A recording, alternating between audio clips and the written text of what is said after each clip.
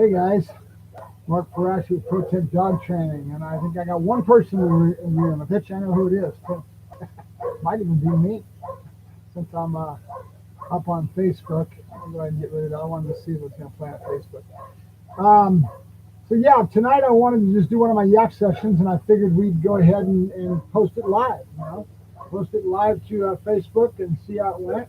See if you guys have any questions, if you want to ask anything.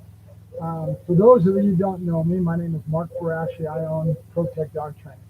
And I've been training dogs since I was a young man of about 12 years old. In fact, I wanted to do that at 8 years of age. That's all I cared about was dogs. Right? I can remember going back in my little cranium and my memory and talking about different things that I did. Um, was I had a place that we lived as a kid, sitting there watching myself in the back screen like that with no sound, but that's fine. I do a lot of these yak sessions for those that you don't know about. If you're in the room, guys, you guys can chime into the chat board.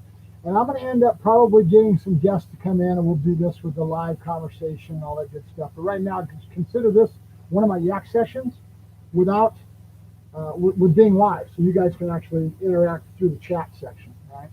So I wanted to kind of go over a little bit about my history for those of you who don't know who I am and how I got started in dog training. At a very young age, I used to watch Lassie, Rin Tin Tin, like a lot of kids. And that's all I really cared about. I didn't know I wanted to be a dog trainer, but I knew I loved dogs. So there was one place that I lived as a child that we had little bungalow units. It was like a Spanish motif. And this lady owned, it was an old lady, and she had these two little Dachshunds. And the two little Dachshunds, we had a communal backyard. So the two units went into the backyard, and you'd come out of our little garage and out of her garage. And she had her unit, and we had ours. And so she had these two little Dachshunds. And I just fell in love with those Dachshunds. I used to grab those little guys and put them in my sleeping bag, and they'd be at my feet. And she'd be looking for dogs, and I'd have them in my house. That was kind of when I first started getting into the dogs. The cute little dogs, and they were tough. Dachshunds are tough little dogs. They come from Germany, and we call them a wiener dog most of the time. You hear people call them wiener dogs, little Dachshunds. They're tough little dogs. So that was kind of my first input into dogs at probably about 8, 10 years of age. I don't know how old I was. Pretty young. And I would watch Rin Tin Tin and Run Joe Run. You remember that series? And I just kept getting into this wanting a dog. So I had a pretty kind of a rough life. I was bouncing from foster home to foster home in between the times I was with my dad. And there was one foster home I was at that these folks down the way got this little Australian Shepherd. And they weren't taking care of the dog. And I was about 11 years old at the time, I think. And I was a little upset they weren't taking care of that dog. So I ended up nabbing that dog and putting him in my backyard. And that was my first real imprint with feeling like this dog was mine, right, as a child. And I took that dog out and I started getting into training it. And I didn't know what I was doing. I was only 11 years old and just trying to just instinct, I've always felt that I've had a God-given talent. It's just something that I knew how to do.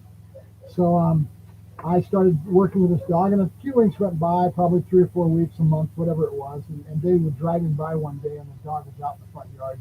So they claimed the dog. It was their dog, and what could I say? And it broke my heart. I was bummed out. But at that point, I knew what I wanted to do. I wanted to train dogs. I wanted to have my own dog.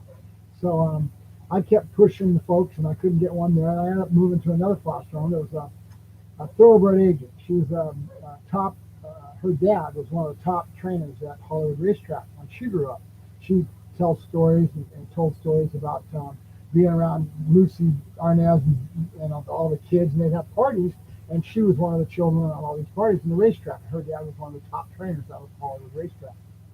So that was kind of my first intro to more animals. She had horses. She was into thoroughbred agent. We used to go to the fair all the time. And I was around FFA. I was in FFA. I was in junior high.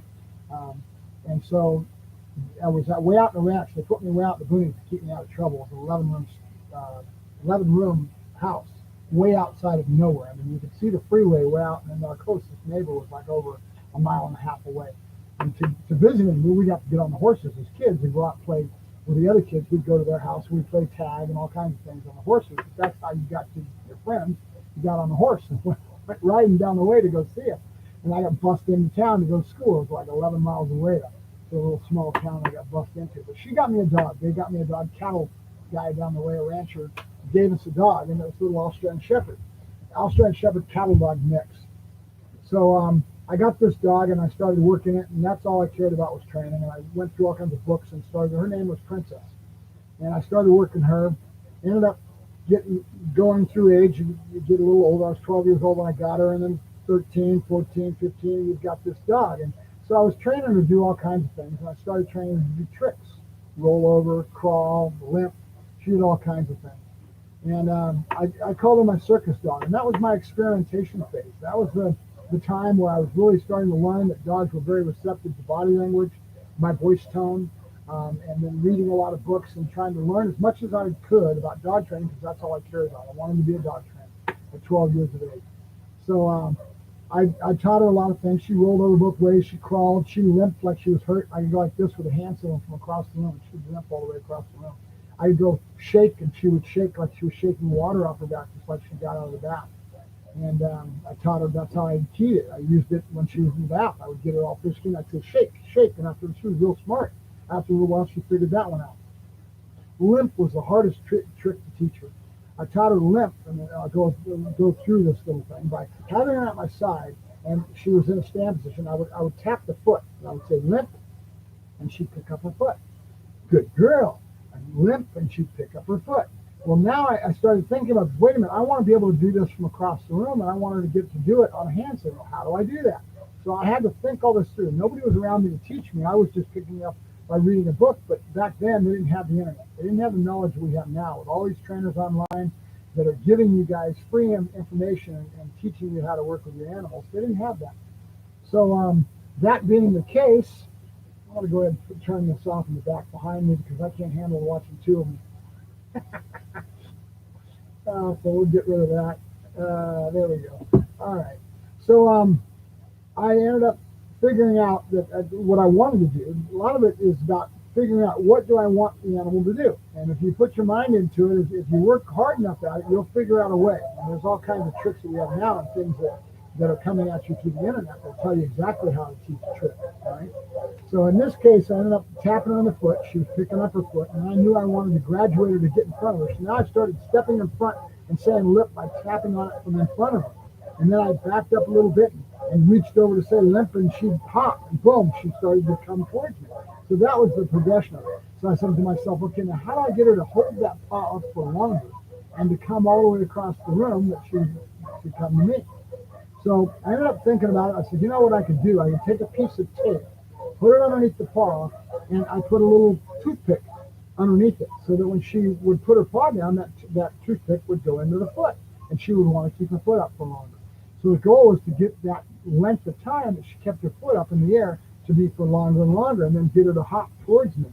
So I graduated it with that little piece of tape and that little toothpick underneath the paw to where she put it down and she'd want to keep it up longer, and I started to graduate myself out in front of it, say limp. Pretty soon she was doing it, and then I would take it off and I'd say the same thing. Sure enough, she picked it up, and she started to hop once or twice, then it was 3 times, and then I just stretched that duration and the length of how far she had to come to me for farther and farther, until I could actually say limp from across the room, and she'd pick up a paw and she'd limp all the way across the room.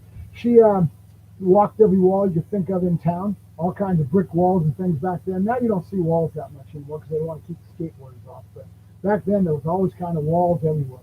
And then you go to the park and there'd be a tree, kind of sideways, and I'd get her to climb the tree. And then I started thinking I wanted to build some trust in her. How do I get her? It's very trustful, and I've taken this to this day where I'll get the dog to go up on a high level like that. Maybe some of you have seen that little park routine that I did where the dog came off a wall and they would come into my arms. And I still do this to this day. Well, I'll have the dog go up high and then they learn to jump into my arms.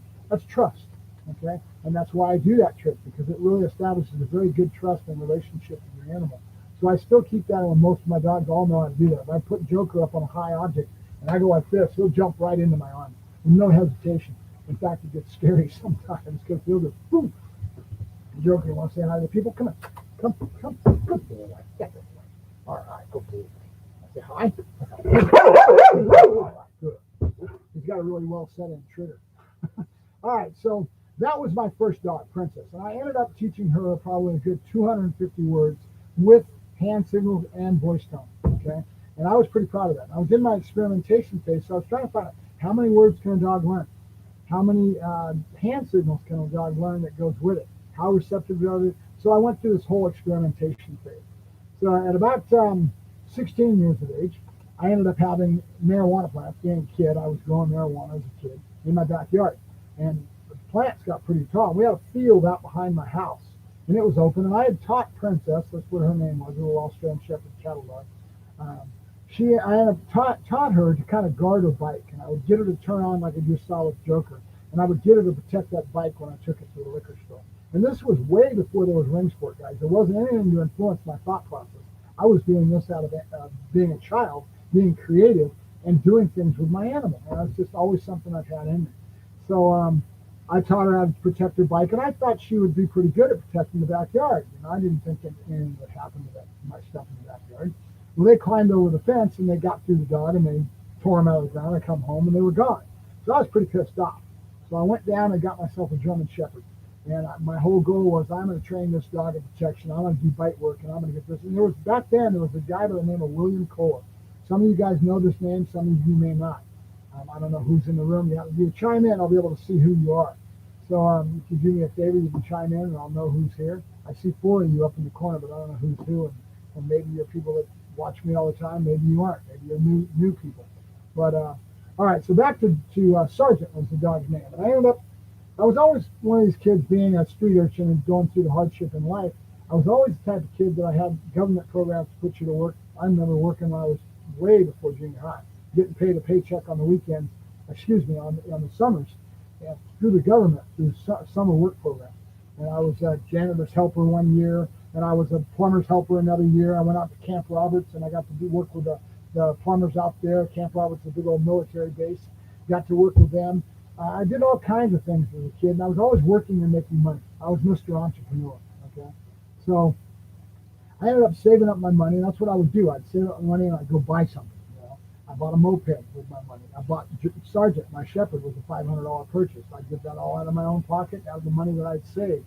So I ended up going out and buying Sergeant, got a lady that was breeding these Shepherds, and he was a pretty stout dog, and started getting into my first dog that I was going to train towards protection. And in my mind was already thinking, this is what I'm going to use to get into the dog training field. I'm going to show somebody what I can do, and I will figure out a way to become a professional trainer.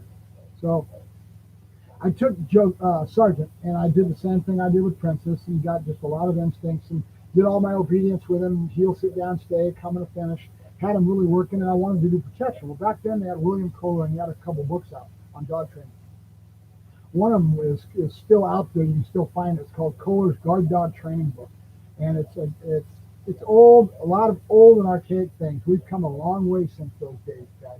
He was the one that really started teaching the industry about avoidance and escape training, and he did a whole series of stuff in his book that was pretty aggressive, and all the trainers were doing it. We had no information coming at us, and this was one of the top books on the market at the time. William Kohler was a trainer out of Hollywood, and he did a lot of Disney dogs. He was very famous back then, very well known. And he was the first thing that really started to influence the industry overall in dog training. And so we were all doing the same thing. Those methods aren't used as much, if at all, nowadays. And now we've gone into having the big influence on the industry is Michael Ellis with Learberg, and the Learberg site is a big influence. And then you have a couple other good schools. You've got Tom Rose, and you've got some other ones. But they're all doing similar things. We're all using food now. We're using toys. We're using other ways of conditioning an animal to get the behaviors you want, and to stay away from the aversive, to stay away from the pressure that we put on dogs, because there's always an outlet. Anytime you're going to do something like that, using that, you're always going to have some kind of outlet behavior. I like it as a toothpaste, right? If I squeeze the toothpaste roll, I squeeze it hard enough, it's got a cap on it. Sooner or later, it's going to spurt out the sides, right? So that's what pressure does. You have to understand how to use it and how to not cause that to happen, where you end up causing a whole nother problem because you're using pressure. So we don't use it as much. I don't use it at all. My baseboard basically nowadays is always food and motivational toys and marker training that's coming from Forrest Mickey to Michael Ellis and his whole method. Okay, that is my baseboard of training nowadays. And I don't shy away from telling people that, because it works.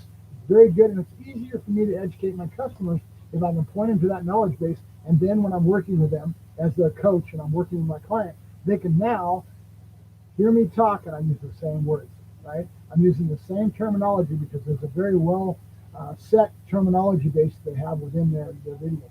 And one of the best ones for those to use, guys, is Forrest Mickey Sealer's Toolbox. Really a great primer, really good foundation on how to work your dog and how to do things in the right way. Okay. The thing you won't have is somebody to coach you and be able to see the mistakes that you may be making and be able to answer your questions. And when I get clients up here, I charge for an hourly lesson, that kind of thing. If they're following that, it makes it a lot easier if they've got that in their head and they come and then we start to work together. And I can kind of stand back and critique it and tell them what they're doing right or wrong, right? And motivate them and to be a coach, basically, right? So I had Sergeant pretty well trained, and I went out and I got bite equipment. Back then, the stuff was archaic, but you could find it. You had sleeves and things like that, but it was very. I remember going to my first training firm after I'd worked in San Luis. After I did Sergeant was the dog man. He was a German Shepherd. I took Sergeant and I went out to my small hometown, and there was one training firm. It was called Canine Behavior Center, and that's what they did, a lot of behavior type work. And they did classes in all the parks. Back then, they had classes in parks, and trainers would set up their lessons in parks until the big box stores, the corporations came in and took the belly out of the market. And now when customers come out, they go into the pet store and right away they see training being offered. So that creates a funnel where they're getting all these clients to go through their classes. And they call them pet quality dog training for a reason, because it's just your first primer in dog training, guys. They're using treats. It's all purely positive. They have no idea on how to use any type of aversive, and that's well and good. But if anybody that's ever been through those classes always kind of looks at me and smiles, because they know that they got basically taken advantage of because they didn't really get that much out of the class. And it is what it is. You can look at somebody like me that does working dogs and protection. We have a lot more higher degree of expertise in what we do. Right? So I took Sergeant out and I got a job with a training firm. I ended up, Michael, how you doing, buddy? Appreciate you showing up. So I ended up using Sergeant was his name, to get myself a job with a small firm. I went over and I did a demo for him right there and started showing off right in front of him and turned him on as far as his keyword, just like you see Joker doing. I can give him a word and he'll come on glued that quick. I call it a trigger. It's a very good thing for deterrent factor. If I'm walking down the street, I get somebody that comes at me, or I have an altercation with somebody, I can actually turn the dog on to deter that situation, have the dog act aggressive until it gets me to get the hell out of here. I'll have my dog bite him. And that's a lot of times that's all you need, to get people to leave you alone. So it's a great thing to have in a general sense when you're training protection, to at least have some kind of deterrent factor. Right? The goal is with a protection dog, guys, is to never have your dog have to bite somebody. I have never had, I had one time that I had my dog bite somebody. I'll tell you that story maybe tonight. But in a general sense, don't ever have it happen, and I don't want it to happen. There's liability involved. And it's something that if you do things right, you set up a deterrent factor and work your animal the right way, you should never have a problem with it.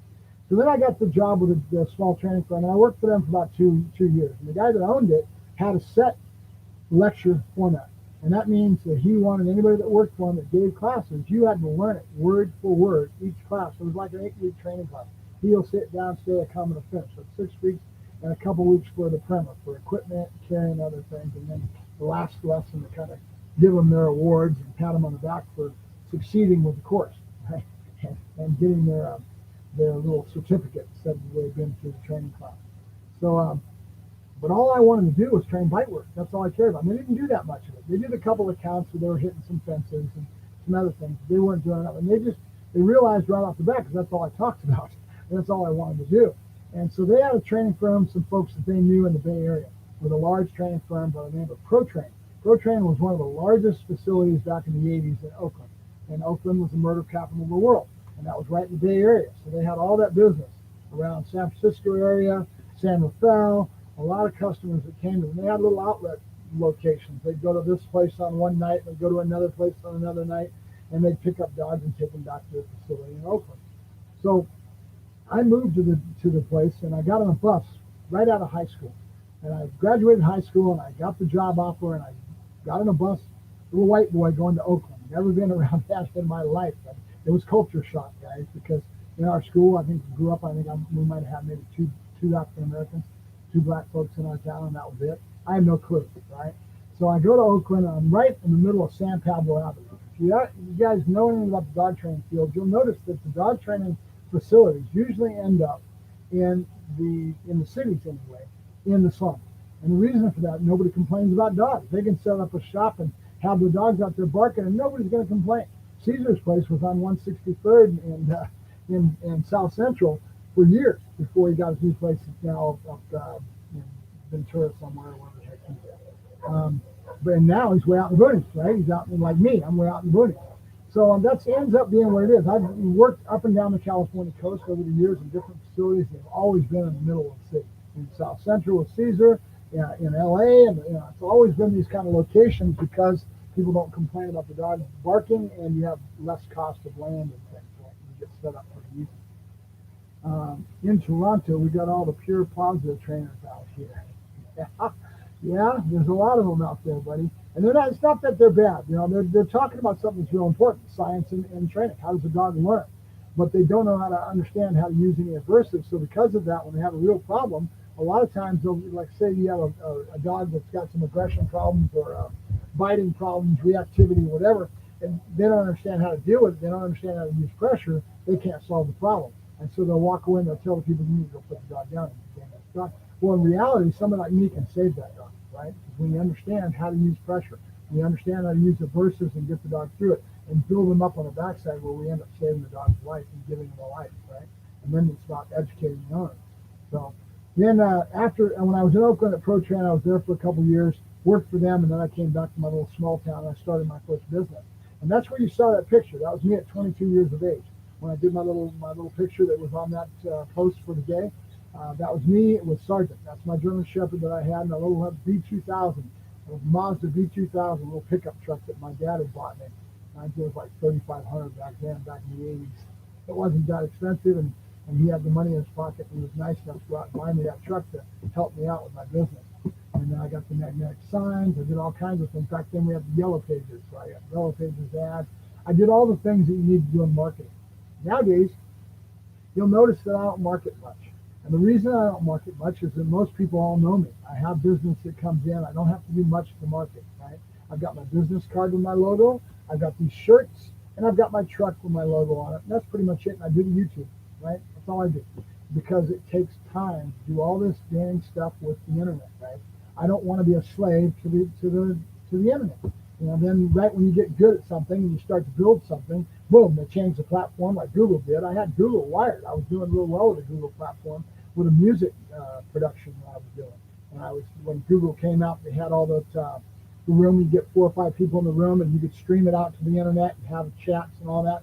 Well, they were the ones that started that, and I took off on it. I had a whole music thing. I had thousands of people following me, and I did an interview format, just like we're doing now, except I had guests in the room because we could use this format. And I can still do that. They've got StreamYard. They've got all kinds of people that are doing this stuff with these live interview podcast type stuff. But I burned out on it, guys. I burned out on it. I've done it. I've been there. I've done that. It takes so much work. I'm a slave to my computer. And now I'm in a position where I've got dogs out there. I've got to take care of the dogs. I got to scoop the kennel. I got to clean the kennel. I got to train the dogs that come in for training. I just don't have the time to be limited to all this marketing and social media madness, right? Get these kids to get on Instagram. That's all they do is Instagram. And we got the one kid that bought Rocky, that little pocket rocket that I trained. He went out and acted like he was the one that did all the work and professed to be a professional and didn't know his way through how to fight his way out of a paper bag. He's gotten a little bit better. I've been keeping an eye on him a little bit, but I still have no respect for him because he was basically lying to the public. And I have an attitude about that. So I don't believe that it's fair that these young kids can come in, hang a shingle up, and take advantage of the general public and learn on your dime when all they're doing is a disservice to you because they don't have a clue. Right? They don't have the knowledge. I started that way, granted. I was a kid. The industry wasn't anywhere near what it is now. We didn't have the schools. We didn't have all the stuff that we have available. Now you've got schools like Michael Ellis. You've got Tom Rose. You've got all kinds of stuff. And we've got the internet. You've got plenty of ways to learn, and you can do a lot better job. And there's all kinds of professionals out there for you to mentor under, right? So if you did that, you were starting to do that, then go out and mentor under somebody else, I got a lot more respect for you. There's one kid that I'm thinking about that works with, I won't say any names, but he's been working with a well-respected professional in our area that is a pretty good trainer. He's one of the top shifting trainers in LA, and very well respected. And he worked for him for a couple of years, and this kid went out and went to the trials, and really worked hard to become the professional that he is today. Just recently, maybe 6 months ago or whatever it's been, he started his own business. And I have nothing but respect for the guy because he's earned it. He's paid his dues. You've heard me talking about the PUFTA trainers, right? These kids go out there and they get one dog. They go out and they maybe do PSA or they do something like that, and they're getting and they're going with their one animal. And before you know it, they hang up a shingle. I call it a PUFTA trainer. And they don't have a clue, okay? And it's sad because it really takes getting dogs under your belt, right? When I was working at Pro Train, I was assigned a dog from customers that came in, and I worked my way up to being able to handle about 10 dogs every month in different phases of training. That was my workload that I could handle that thing. I don't think I can handle that now. It's probably 3 or 4 dogs, 5 dogs that I can handle now. But back then, being enthusiastic, being a kid that wanted to prove and show myself, I was up to 10 dogs in different phases. On-leash obedience, off-leash obedience, on-leash protection, off-leash protection. And 2 years of that, I had all kinds of dogs under my belt. And that's when you become good, because now you can handle all kinds of little problems that come at you that the public creates. You guys, without realizing, if you haven't been a professional and you're out there trying to learn and grow with your animal, you're only affected by maybe 1 or 2 dogs in your pack in your home, right? And you do things that you do improperly and you don't realize it. How you treat that dog and what you do, your environment, his environment, is what produces that dog. And so the problems come from that, right? I just had a very weak Malinois that came, and the dog was very insecure, very shy. I had to take her out and recover the dog. I was build her back up, get her to be balanced as best I could, and then find out where in the family that was causing this problem. And I kept talking about male and female. Females act a certain way, they foo-foo their dogs too much, and oh my baby, and that's not good for a dog. Ended up that it was the man of the house. And if he's watching right now, he knows who I'm talking about. But it ended up being the man of the house. The guy was the one that was doing all the foo-foo. And, oh, my little baby, I'm so stuck on. He caused the problem. But they've got a lot of education now that they've worked with me, and they've gotten a lot better with the dog, and I'm sure they're doing a lot better with the training that I've done with the animal and the education I've given them. So that's the key. The dog is a product of 2 things: his genetics and his background, and his environment. You are his environment. And if you don't treat him properly, you don't do the right things, you create neurosis. Okay? Let's talk about one of the ones that are real common, right? Handler bound or handler dependency. Anybody know what that is? Let's see here. Grizzly, do not be concerned about the tools. If you're a true working dog, those tools are necessary. That's true, Grizzly. How you doing, buddy? I'm not sure your handle. It says Grizzly, and I probably know you, and you probably know me, and I don't even know it. But it's all right. Have a true working. Yes. So it's interesting. It's about 5 of you now, 6 of you in the room. That's kind of cool. So you create the problems that you bring to a professional, and most of the time you end up not doing anything about it. You live with it. You're aware of it, but you don't do anything. And sooner or later, you finally you go to get help. And by that time, these behaviors are so set in that it makes it very challenging for a professional to be able to overcome the problem. To the total, we can't wipe them out total all the way. Most of the time, we can't wipe the problems out all the way. All we can do is educate you and try to do our best to overcome those problems. Handler bound, handler dependency. What is? Basically, dogs in the pack are with each other 24/7. They travel with each other, so their instinct is to bond and to be with each other. Right?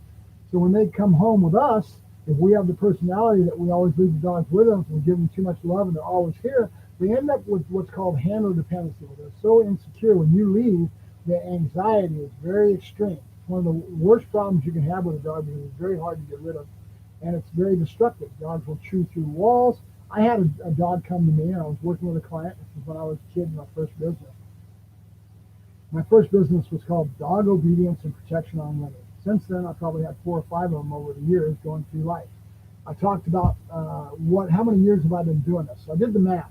12 years old, I'm 59 years. I just had a birthday in May, so I had to do the math and remind myself how old I was. I don't like looking at to me, age is just a number, so I ignore it 90% of the time. I don't even know how old I am unless I have to check the calendar and do the math. Okay, so I'm 59 years old. So if I started training dogs, and I legitimately say I started training when I got my first dog, which was 12 years of age, Princess, that's 47 years. Now round off a little bit of time that you bounce into other things and you're surviving, you're doing things. So let's round off and let's say I've been training dogs physically, working with dogs 30 years. And I'm those type of person that I eat, breathe, and sleep dogs. I don't just do it a little bit. I've got I won't say how many, but I've got a few dogs here at the kennel, okay?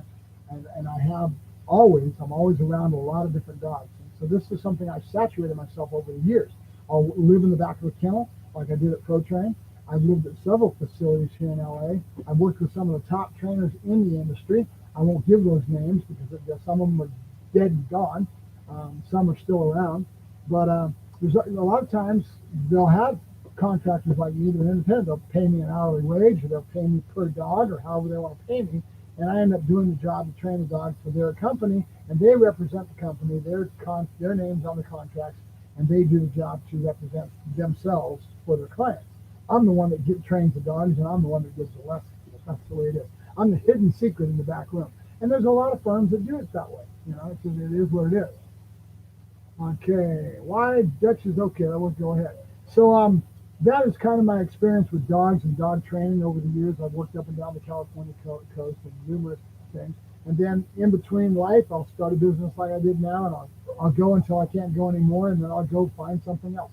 Right now, I'm looking to go working in law enforcement. I might move to Texas, one of the top law enforcement trainers in the industry. He's in the seminar circuit a lot right now. His name is very well known. I won't say what it is. I may have him in here for an interview one of these nights, and we'll do an interview with him, and we'll just do a little session. I can ask him if he wants to do that, and we'll get StreamYard all wired up, and we'll put some logos and some graphics and some sound. I'll get a mixing board maybe, and we'll put sound in. I can do all this stuff, guys. It's just a matter that's a little bit tough for me because I'm technically challenged. I'm not that good at it, but I have a knowledge and understanding how to do all this because I've done it for a major site on Google when I was doing it. And I had thousands of people that were following me. I was doing interviews with some of the top people in the industry, singers and things like that. The blues, stuff that I'm into, the Western music, the blues, rock and roll. I was covering that and doing an interview-based show on Google for a while. Let me read some of these questions here. Why the Dutch over the Mals? Good question, Michael. Dutch Shepherds are different than Melons. And here's let's go ahead and have this conversation. A lot of people don't understand this. They need to. And I've talked about it before. A dog is product of two things: his environment and his breeding, his genetics, right? Where are those genetics from, right? In Germany, they have the German Shepherd. They have a sport called Schutzen. So the dogs are bred in Germany, as far as the shepherds and things, the working dogs, to go into the sport of Schutzen. And there's a criteria behind that sport that ends up getting breeders that breed these dogs to get their points within the sport, that they want certain criteria to make the dog do really well within the sport. So that criteria is what dictates what they want in their genetics and their breeding. With German Shepherds is an example of that. Most of the working dog shepherds that are coming from Europe have the propensity to bite way back in the mouth because they've been bred for that. If they don't, if they have a shallow bite and they're biting up to the front, a lot of times they'll get washed out. And again, genetics takes over with breeding programs because those dogs don't stay in the sport of Schutzen. They don't stay working. So every sport and every area that has people breeding for that sport, for those things that they want in the animal, a purpose, right, will dictate what that dog becomes. So the Malinois, if you look into the history of the Malinois, he was bred in France for the ring sport, and ring sport was kind of wrapped around him in that way. They're a herder, and the Malinois have certain characteristics and propensities. They're very high drive dogs.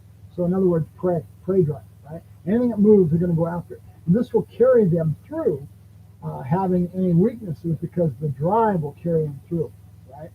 Now, the Dutch Shepherd is bred over in Holland and Denmark, and they have a sport over there in the French ring. That's Malinois. That's the original breed that started it all in that regards. Those Malinois in France are usually a little smaller.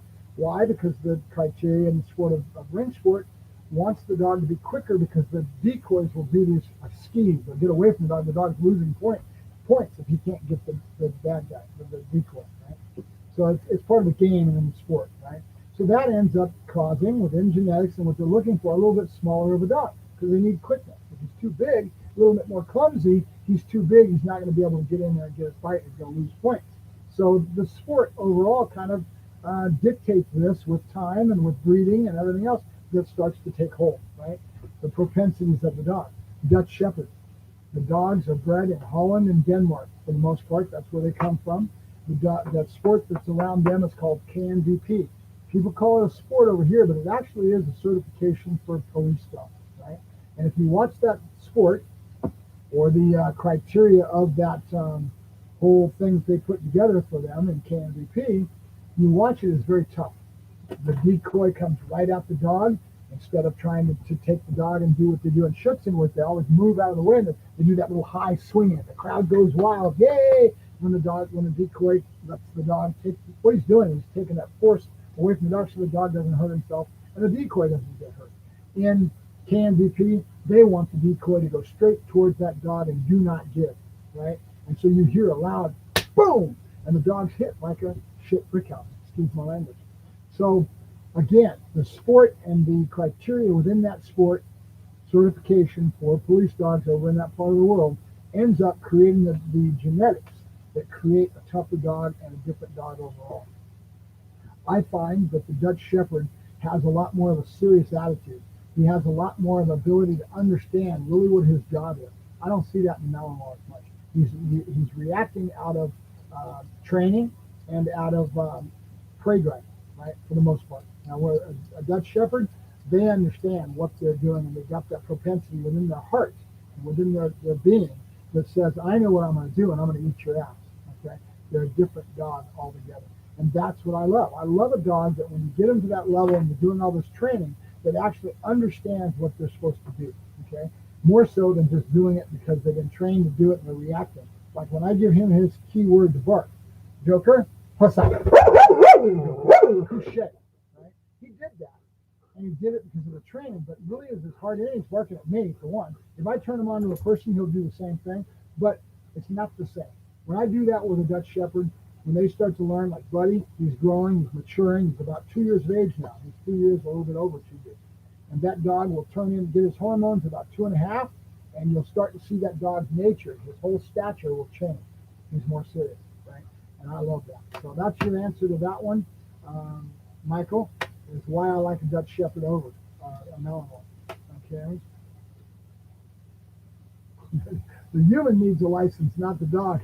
Yeah, I agree with that. I'll go with that, Grizzly. I have owned both, also including GDR Shepherd right after the wall fell. The dog either works by the marked terms, the DNA stamp. Yep, exactly. You know, it's the bottom line. It's all about that DNA. That's what it's about. You know, I call it the genetics. You know, there's words that I use a lot of times. I'll yak and I'll use words and I don't realize when I want to stop and say something about it. But you're right, Grizzly. It's something. Now, there was a guy that called me today, and he was interested in the Dutch Shepherd. He let me know that this was going to be his first dog. And his question was, why didn't I think, and why do I talk the way I do about Dutch Shepherds not being a good dog for a layman or an amateur? Okay? And the reason for that is their propensities, their drive states, their level of intensity is a lot more than any other breed that I know of for law enforcement. You know, Rottweilers, sure, they have all this stuff too, but Dutchie's just a different breed. And if you notice something, and if you look at little things, I look at diamonds in the rough. When I look at a sport, I look at the things that are going to end up being applicable for me in a real world life situation. And one of those things is you'll notice, if you look at it and pay attention, that 99% of the dogs coming out of the back of a car nowadays for law enforcement are Malinois. And mixed in, peppered in, are Dutch Shepherds. But a lot fewer Dutch Shepherds than Malinois. Why is that? Okay, there are a lot of dogs. And they end up being the type of dogs that if they get really high and drive and the owner comes in and does something wrong, the handler does something wrong, that dog can turn around and nail their ass. And that's because handlers are handlers and trainers are trainers. I used to see way back when I was doing my thing in San Luis, when I had my first dog training business, I had a good friend of mine that went into law enforcement. He had canines, he was after the canine and all that. This was back in the 80s. And he had a dog that chewed him up that was in his car. And the reason was because they have a big thing in law enforcement, and they go through boot camp and all that. They do the law enforcement training for the kids. They go through their school. They end up really razzing them, kind of like military indoctrination. They razz them real heavy about having really clean, boots got to be shined, the car's got to be perfect, and it's just part of the culture of law enforcement. And so the officers will get pretty wrapped up in how well their car is kept, right? All of a sudden they go out and they work a dog and they've left their dog in the car. This was back then before they had these sealed units that they've got now. Nowadays they have a sealed unit in the back, it's got air conditioning in it, everything else, and the dog's contained where they're not going to have the problems they did back then. Back then, they just got a dog and they slapped him in the back seat and he rode with the officer in the back seat. So they would get back and they'd be doing maybe bite work out there or whatever. They'd get back and the dog had torn up all the seats. Everything's just a mess. The officer's got a stressful job and he's a little bit ticked and goes in and starts trying to kick the shit out of the dog. What's going to happen? Well, the stout dog is going to turn around and eat that. And it doesn't happen as much, okay? But back in the day, I would hear stories about them all the time. Well, Dutch Shepherds are those type of dogs. They do not suffer fools. Okay? They're a very stout animal, and they get worked in that regard towards law enforcement, and they're getting pretty pumped up about their jobs. You've got a different animal when that happens, and you're doing it on a daily basis, right? And these high drive and these propensities that are brought out because the dog is doing the job for real on the street could end up being a problem if the officer doesn't know what he's doing. A lot of times you'll hear a lot of problems with dogs that just won't shut up. They bark because they're so psycho about it. There's all kinds of little problems that they have that you'll never see, okay? Because they're dealing with a higher drive situation with a dog that they're pumping up like that once, twice, 3 times a week. Who knows where they're at? They're in a bad neighborhood, maybe more, right? So it's an interesting subject. You know, it's another one to talk about is what's going on with a lot of this defunding of the police and them wanting to take down the dogs and the canine units because they're saying that there's too much force involved, and they're taking a lot of these canine units out of the departments, which is sad because really the problem is how the dogs are being used. Over the last year, nowadays everything's filmed on camera, so the officer won't be thinking and he'll be getting filmed when he does something stupid. And by doing something stupid, it's visible on film, and now the public does their backseat quarterbacking and ends up throwing it on the internet. People all right back. Everybody wants to be a backseat driver. You know, everybody wants to make an opinion, and 90% of the people don't have a clue. All they're seeing is one little part of a window, and then they make their judgments and they get all up in arms and they have no clue on really what caused the problem. They need professionals that care about it to investigate it and to make sure that they put the officer through the grinder as far as making sure that it was a justified bite or that he didn't do something wrong. Right? But it is what it is. You know, we're going to go through this trial and tribulation, and we're going to get through it. It'll come back, and the professionalism involved with the cops will be a lot better because they're going to have to weather the storm, and they're going to have to bring up their standards as far as how they deploy their animal in the situations they do. So it's something that I want to get into a lot because I want to start teaching and educating officers. I don't know anything about tactics. I'm not a cop. I'll have to take a training viewpoint and then learn as much as I can about what do they have to go through in doing their job and the risk that's involved in tactical, right? It's always about being safe. Safety for the officer, safety for the dog, and safety for the suspect, believe it or not. That's why they use a dog. Otherwise, you might have to shoot somebody versus that. Most of the time, they're going into a very intense situation when they're using a dog. You know, you're using the dog to maybe extricate somebody out of a car that won't comply to your direction. But there's rules that they need to play by. They'll get better. Yvonne, DDR Shepherd, yep. DDR Shepherd, right after the wall fell. Yeah, they were real back then, weren't they? They were real dogs. I have a good friend of mine. In fact, I placed a dog with me when I went down to Missouri, when I took Creed, the canine. If you guys remember me posting about Creed, I ended up taking Creed to Missouri to the officer, and he's now getting certified to be put on the street. This officer's had canines for I think this is about a 6th or 7th dog. So he should do well with it. But I took another really aggressive black German Shepherd with East German bloodlines. There is no more East Germans. When I say that, anybody that's in the know is going to say, yeah, there is no such thing as East German. You're right. But at the same time, this gentleman ended up finding a guy over in Germany that was into the old dog stock, and he was breeding stout dogs. The dog got kicked back because he was too aggressive for the original owner. I took him and fell in love with him. He was an excellent dog. But then he ended up getting stuck in the kennel because I couldn't place him with anybody. I needed advanced people that understood what they were dealing with, and I wanted the dog to be out there on the street doing what he was meant to do. This is the genetics of this dog. This dog was all that and then some. Excellent dog. And now he's getting ready to get certified and get put on the street in Missouri as well. And the officer that's got him is going to be his first canine. So this is going to be an experience. It's a very small little department. They're putting the canine unit together with Creed and with this one dog and this new green officer. And I've suggested that they go to a really good kennel in, heck is it? I want to say Missouri. No, Missouri is where the dog went to. I don't know, but it's a good school, and hopefully they'll do real well with it. But I don't like saying names, so I won't say where it's going to go. But hopefully the officer will go through the green handler school, the handler dog school with the dog, and learn and grow with this animal and how to be safe and do the right thing and tactics in his job. He's been a law enforcement officer for a couple of years, so he already knows his job. He just needs to learn how to use the dog as part of his whole thing. So I'm kind of going through these again. Grizzly, you're posting some good stuff. I take it you've been around dogs for a long time with what you're saying here. Are you a professional Grizzly? A professional dog trainer? Go ahead and let me know. I'm curious. Or are you just somebody that's a heavy hobbyist and you just love getting into the protection? What are you into? Yeah. Grizzly, I've got an opinion too. I don't think most people nowadays really shouldn't even have a dog. I mean, general public shouldn't even have a friggin' dog. Why? Because they have lifestyles that dictate that they're out working all day long, and then they come home, the dog's stuck in the backyard chewing and digging and doing normal dog things when they're put in that situation, and that ends up causing problem behavior. And a lot of times you'll see people that don't take care of the dogs for the hoot. And it's mainly because people want a couch potato. They want to come home and want to go, well, food on their lap and then go to work all day long. And that's not really fair to an animal. So that's just my personal opinion. Yes and no, retired Leo. Okay, so were you retired canine officer? Curious if you worked canines on the street? Yeah, it's a cool thing to get into, and I don't know why it's been so long that I've taken to want to go towards law enforcement. When I was a kid, I was on the rough side of the street, and when you get raised that way and what I went through in life, you end up having an attitude that cops are dicks.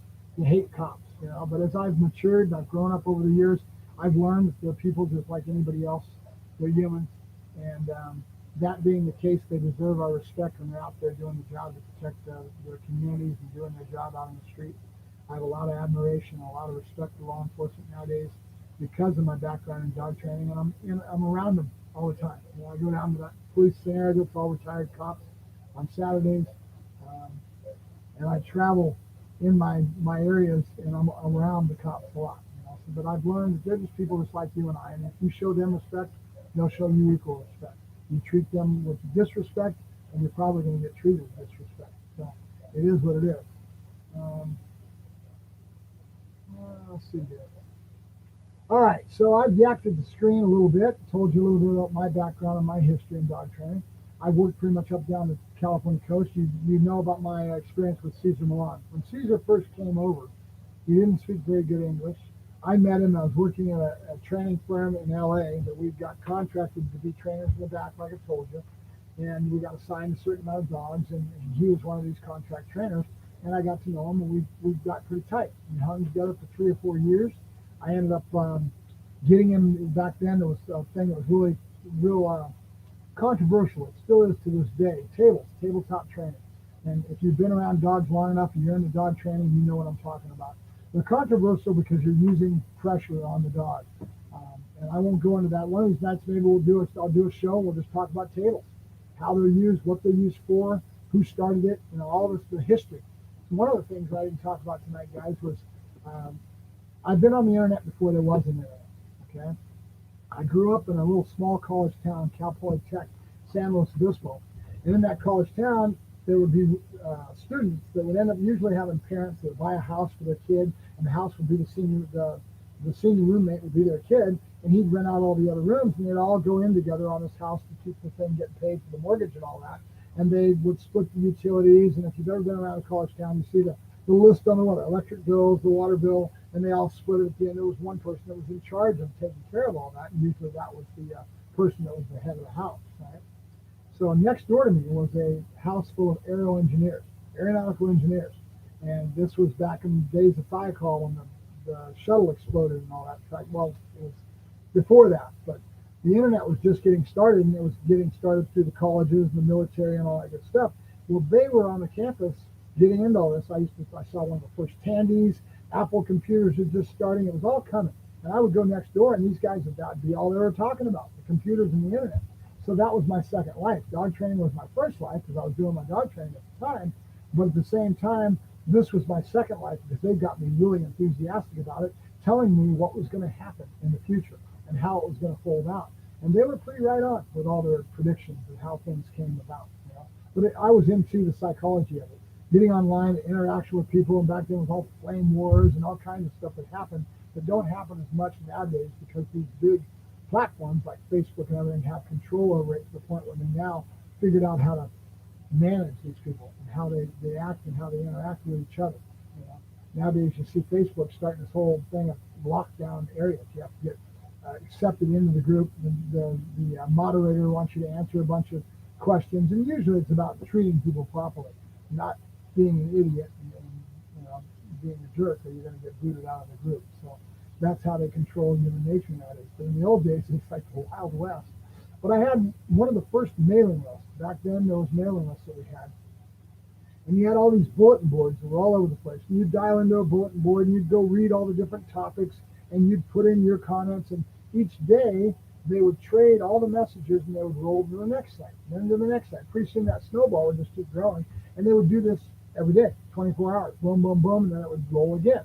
And by the next morning, you'd come back, and all the answers would be there, and you'd keep doing it. So mailing lists were the big thing. Mailing lists would have a person like me that would control that mailing list and control my group, and only those that wanted to be added to the mailing list would be able to do it. Well, I started the first protection dog mailing list on the internet. It's called Protection Dogs Out, and it was sponsored by Applesauce, right? And back then, if you guys remember this, some of you do, some of you don't. Back then, you used to have what was called Rec Pet. There was a lady by the name of Cindy Tittle Moore.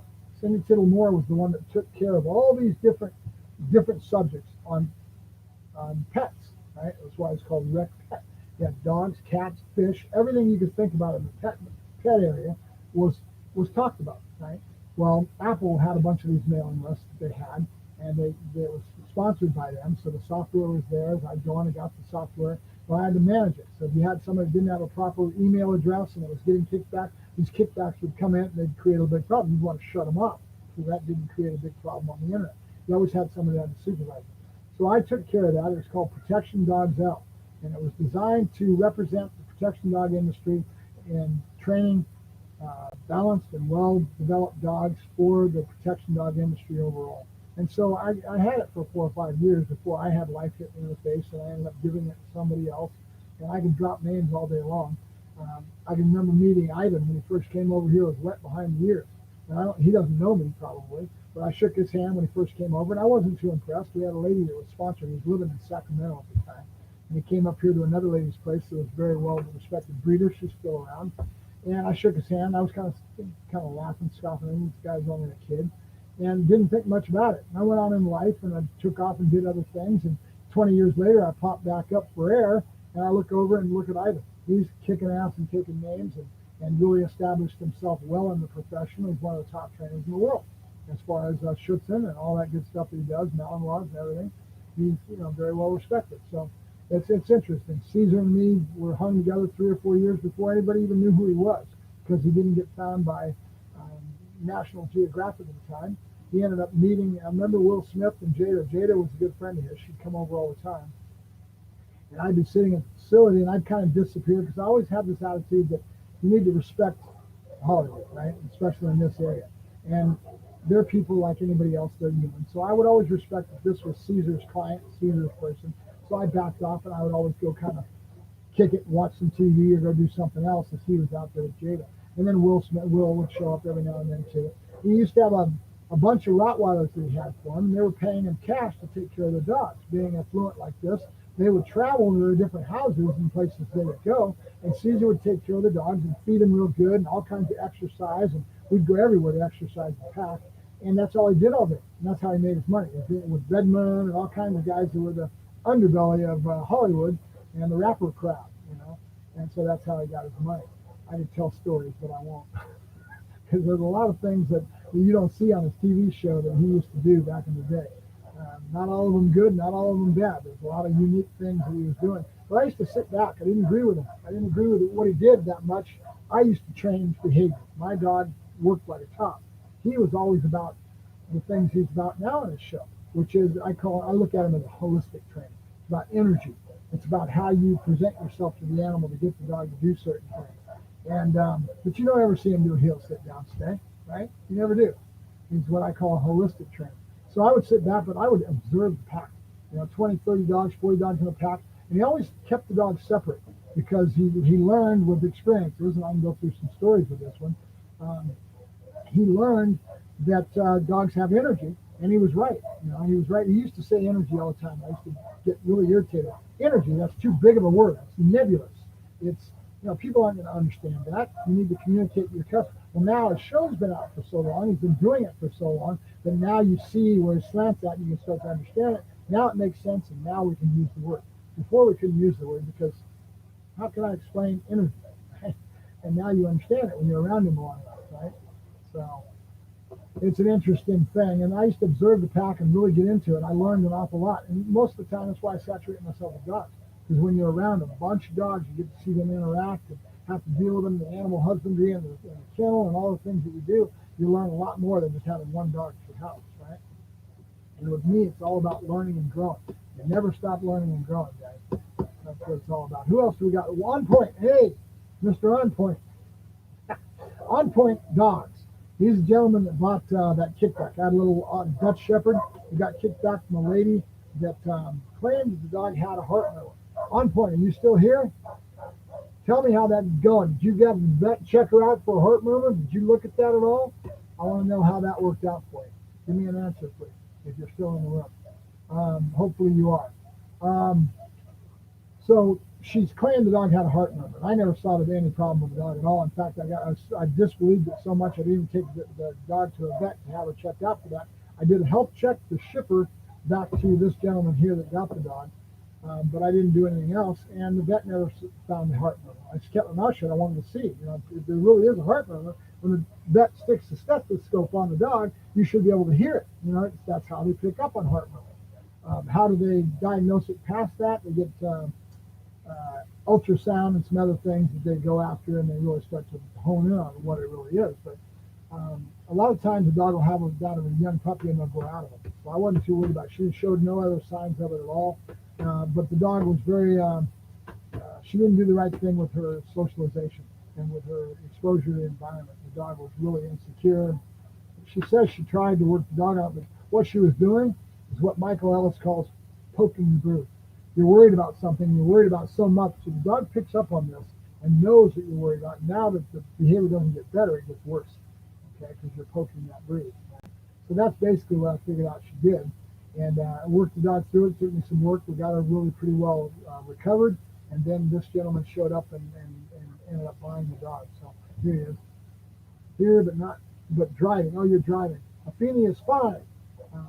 I take it there's no sign of a heart murmur. Did you ask the vet to look at it to find out and get specific about that?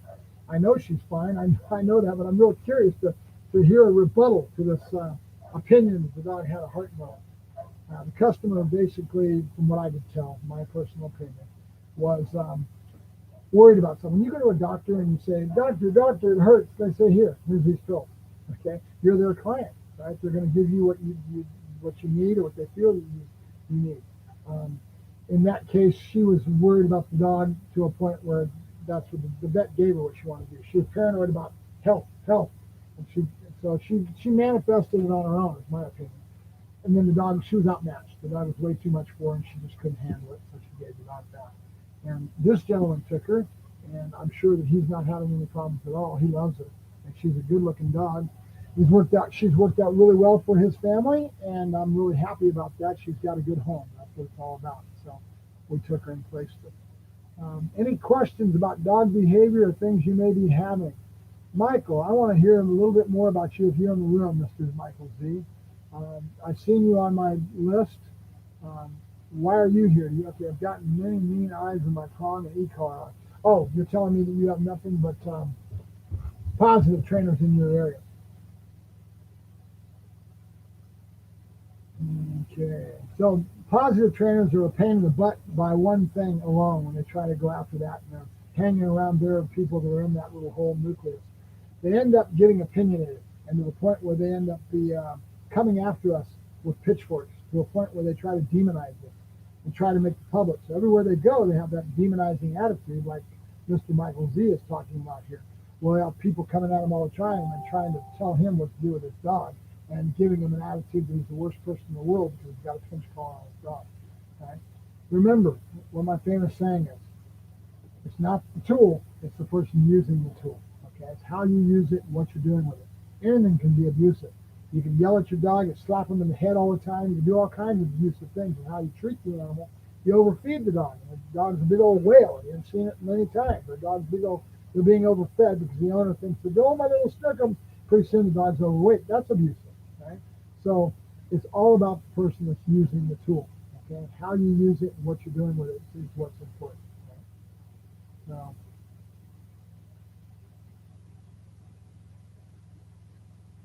okay, that's cool. Good to meet you, Michael. I appreciate you showing up. You've been one of my most enthusiastic people. You wanted to come on last week when we were going to have our show.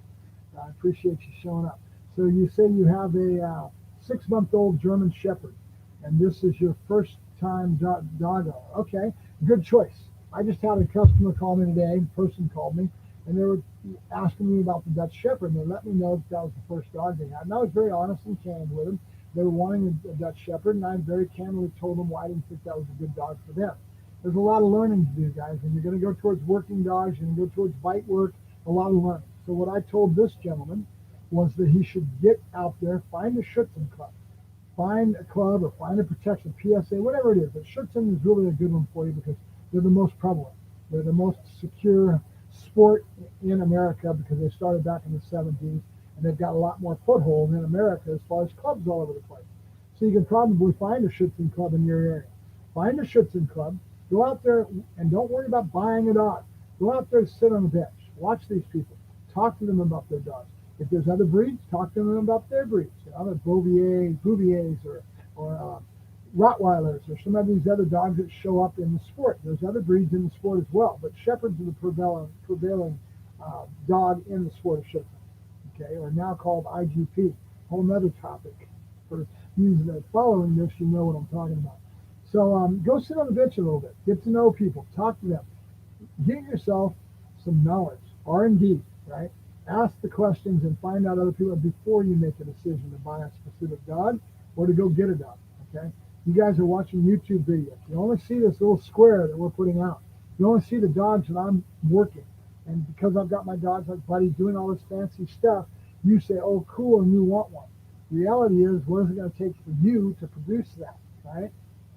You need the guidance. You need the help, which means you need to be in a club, like a Schutzen club, and going after the sport of Schutzen so you can learn and grow in that regards, or you need a professional that's going to work with you and guide you in molding and shaping that animal to produce a product that becomes a very good dog, in spite of your lack of knowledge. There's no harm in not knowing, guys. We all started the same way. I didn't know diddly squat when I first started, right? And I'm always reaching for more. That's the most important thing that I try to put out with my videos. You never stop learning, you never stop growing, and when you stop trying to reach to learn and grow, it's time to turn the lights out, right? So I always have that attitude. I don't know everything. There's always somebody going to be able to. There's somebody can come in and have no knowledge at all about dogs and say something in a certain way that I'll learn something from. Why is that? His perspective is totally different than mine. We all have blinders on, guys. We all have opinions and we have personality traits and experiences in our life that cause us to only view it this way. And being human is the frailty of not being able to see it outside of the fishbowl. So that's why we have what's called spotters. You have people that are in your club that will go out there and be watching you work your dog and to give you critique and to give you value in regards to maybe seeing something that you don't see, right, within yourself, because we all are human, you know. I may be stopping and putting pressure on the leash before I stop and the dog goes in the seat. I'm cueing the dog. I may not even realize I'm doing it while somebody's off the sideline just tell me, hey, Mark, you're putting pressure on the leash before you come to a stop, right? This is part of being human. We're all human. And so that's the way it works. So, very cool. So where are you getting your knowledge from, Michael? Just YouTube videos? Where are you getting your knowledge? Where are you picking up on things? And the reason I ask that is because I'm going to point you somewhere, and everybody that's in this room, there's 7 of you, and then I'll rebroadcast this anyway. There'll be 100 to 150 views by the end of next week or something. I don't get that many views, right? And the reason is I don't have all the bells and whistles. I mean, a lot of these guys are putting some time into their graphics, into their sound, all that stuff, and I don't do that. And I apologize for that, but I just don't have the time or the inclination. Been there, done that. All that enthusiasm is already passed. And now I'm at a new time in my life that is just not something I'm really into getting into. But I love to pass knowledge on. I love to yak, and that's what I am. I'm a teacher, right? So I love to do that. So one of the things that I really believe in is our new age that we have. There's a site called Leaber, L-E-E-R, how do I spell it here? And everybody in this area all knows him, and there's a lot of people in the industry that know him. And so they do videos, educational classes in schools, all online. You can watch these videos and you can learn an awful lot.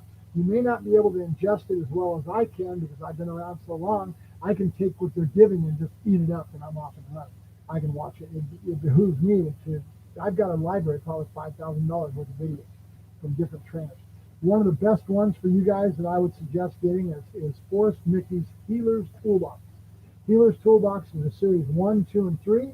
You can go through his online courses online. You can get a video just to watch at home and stream it to your house, or you can do the online self-auditing, meaning that you just do it when you want to. I like those. I like them because they've got a bunch of videos and with him talking, and then they've got also written, and then they've got a glossary of terms that they stick to, and it stays consistent with the terminology, scientific terminology, and dog training. It's an excellent series. If you've got a brand new dog, the other ones that you want to get, if you've got a brand new dog, you've got a puppy, get anything from Michael Ellis and his puppy development and working dogs, especially if you're buying working dogs. I take it for granted that's what you guys are into, or you wouldn't be here. It's working dogs. So it's an excellent series. It's one of the ones that I've got in my library that I go. And then it ends up being like a library. I can go there anytime I want to. I can go back and pull the book off the shelf, basically, and watch the videos and refresh whatever I'm working on or whatever anytime I want to. And that's a godsend. That's a godsend. So I really value that very well, and I actually point my customers towards that because now they're going to be talking the same language. They're going to pick up on what I'm saying easier when I start talking about markers, marker training, no, good, and yes, and all the things that we talk about. That's where it's coming from, okay? Because Michael Ellis is a big influence on our industry, really is. Just like William Kohler was back in the day. He was the man back then. We all started using his methods. We were all doing yank and crank, and we were all using a verse. There's not anybody that's my age that was training back then that wasn't doing it, right? So nothing that you have in dog training is new. It's all being done. It's been done again. It's been done ad nauseum. But here's the difference. Terminology, how they express it, their accent points, how they accent certain things within their training, right? Bart Malone's a great example of that. Bart Malone has a method called Nipopo. Nipopo and his methods uses a lot of stem color, and he's using an aversive to use frustration to build the dog and how he's doing it. I've been doing that sort of thing forever, and it's in a different way, and maybe not as honed and as polished as he's created this method that he uses, right? So there's nothing that hasn't been done. I mean, we do it all the time. And I was doing it all, and the way I do it is when I would do it, and I still use it today, is I will give a jerk, jerk, jerk on the leash. Pop, pop, pop, in the drive. Pop, pop, pop, in the drive. So you're basically classically conditioning a positive response to this negative impulse, right? So I won't get into it. It gets pretty scientific, and it is an advanced stuff. It's more advanced for you guys that don't have a clue in dog training. It's a lot more advanced. So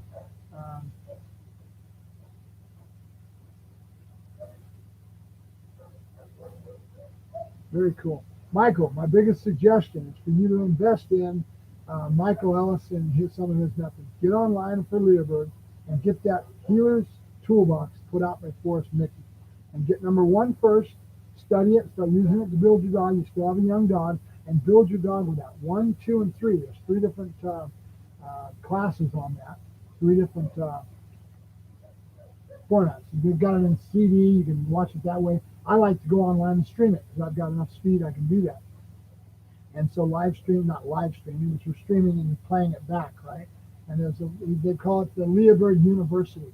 And it's there on one of those tabs. Find it, go in there and find the Healer's Toolbox and get it as a training course, as a course versus just watching a CD that's put on another format. They've got that as well, by the way. They're all a little different in price. Here's how I price stuff on that site. I don't buy it when it first comes out. I wait for about 3 or 4 months. I wait for the price to come down because it's going to come down when they have some other offering. Right? I don't pay full pop for it. And I wait, and I usually always get the self-auditing classes through the Leoberg University is what they call it. Right? That's how I ingest my information because I like having it there when I want to be able to go back to it. It's always there and I can get it. So. All right, guys, it's over an hour now. We've got an hour and 10 minutes, and I'm already getting hoarse in the throat. It's all me yakking and you guys just listening. And I'm reading a few of your impulses. I might probably try to work towards putting a show together, and if I do, it'll have all the bells and whistles, and it'll be a little different than this. And I did one a while back where I had a girl come on that was chewed up by a Dogo Argentina. We had a really good show. We had 3 of us in the room. There was another trainer that I respect really well that deals with a lot of aggression problems, and me and her talking about the situation. She's a trainer. She used to be a handler in law enforcement, and she works with a few dogs. So she's thinking about getting one of these puppies out of Gina and Arrow. So that's pretty cool. Let me see something here. Excuse me while I do this. I'm going to push that to the TV and see how that goes. It's kind of nice. You do little tricks like this. We're going to have that in the background. I could put on the sound, but we won't do that. And it'll come up. There's Gina and her puppies. I'll be posting more pictures on her as we go along and they start to develop. They're only a couple of weeks old now. That's going to be a nice litter.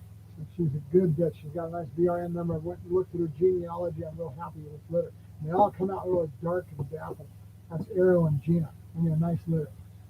I will not sell to laymen that don't have the experience, but I want to see my dogs get good homes, and I also want to have a lifestyle that's been something that is matched for them, which means working dog or police or something that's going to match their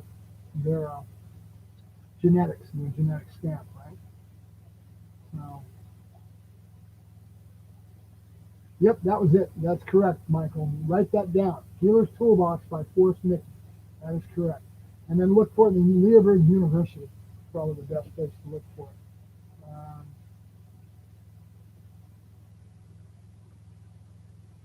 I'm going to go ahead and put this up and freeze frame it. Freeze frame it.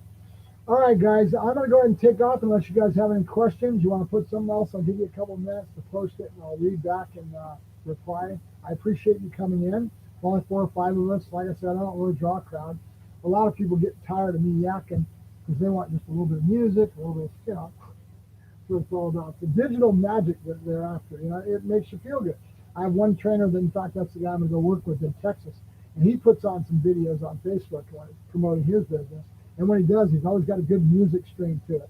I don't even know how to do that. I don't want to do it. It's a pain in the ass. Sooner or later, maybe I will. I need me a digital magic girlfriend. Anybody know anybody that's a hot little hottie that's got some skills in the digital magic? That's what I need. All right. I thank you very much for stopping in, guys. I need to keep yakking. Do you like that? Why is that, Grizzly? Why do I need to keep yakking, buddy? I'm curious on that one. The longer I yak, the more I make myself look like an idiot. Is that what you're trying to tell me? You can't laugh at yourself, guys. You shouldn't laugh at all. Yeah, I appreciate that, Michael. Yeah, I want to try. I'll do these maybe a little bit better. Maybe I'll pull this gentleman in that I'm talking about. We'll do actually a yard stream. We'll actually have an interview, and I'll interview him, and we'll talk more about dogs from somebody else that really has them. Then we can get you guys in the room. Be a little bit more enjoyable, I think, than just hearing me yak the whole time. Grizzly says I need to keep yakking. All right. I'll let you guys go. Mark Ferrasci with Protect Dog Training. You guys have a good night. Thank you. Appreciate you stopping by to say hey. And Grizzly, gosh, I feel like I know you, buddy. You just want to let me know who you are. All right. I thank you very much. You have a good night. Thank you. I appreciate that comment. I'm the real deal, he says. Yeah, I try to be honest and frank and totally upfront, right? Try to be very honest with people so that you guys don't have the bullshit, Most of it's an agenda, you know what I mean? I'm doing it too. I've got my little video in the back talking about puppies. My agenda is to try to sell some puppies, but I also want to help you guys, so I appreciate that. Thank you. All right, guys, I'll let you go. Mark Ferrasci, ProTech Dog Training. Have a good night. If you have any other things you want to put in the chat box, maybe for future questions or something, don't hesitate.